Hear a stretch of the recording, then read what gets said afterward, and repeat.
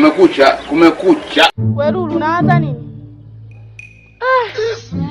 Yani silipo sisi kundamya mundu mbula dada kali lino tulikumbe majibu gake. Yani unajua sielewi. Niulize mdogo wangu nikujibu. Yani unajua kuwa na wazazi wasomi inasumbua sana akilini. Inasumbua kivipi tena wakati ndo hata ukiwa na maswali wanakusaidia shuleni? Hata nikiwaambia labda nikisema niwadanganye kidogo labda nina shida na kaela mwenzako nashindwa. Labda nikadanganya nikawaambia kwamba asembo imeharibika, wanajua nini maana asembo.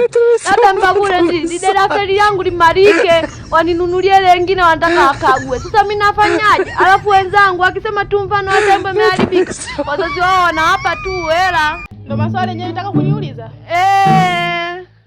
Wewe mtoto wewe jamani, maswali yako hayana kichwa wala miguu. Dada, au kwa sababu wewe wanakupa tu hela hivyo hivyo, hata ukidai hela wanakupa hivyo hivyo. Mbona unanionea? Mimi niliwahi semaga dini ya asembo. Soka hapo ndaka ni mwene nijiwaziage. Niache niendelee kujiwazia hivi hivi labda nitapata majibu. Ondoka dada, ondoka. Basi endelea kuwaza majibu, maswali yako yenyewe hayajibiki, maswali ya kijinga hayo. Niache, si mimi kwa nini wewe? No.